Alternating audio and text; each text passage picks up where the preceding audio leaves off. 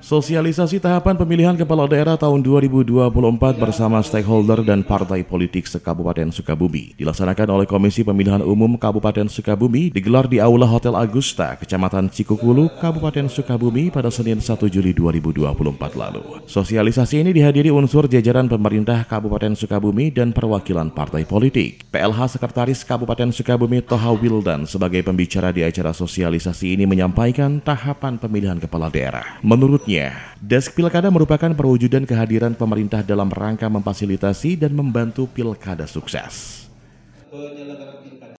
Pemerintah Kabupaten Sukabumi tentunya memfasilitasi pelaksanaan ini dalam konteks sesuai dengan ini kita lakukan paling tidak dalam konteks penyelenggaraan pemilu itu kita sama-sama membuat sukses itu dengan bagaimana kita bisa melihat masalahnya ada dan kita cari solusinya dan bagaimana mendapatkan masalah dari yang ada di sini.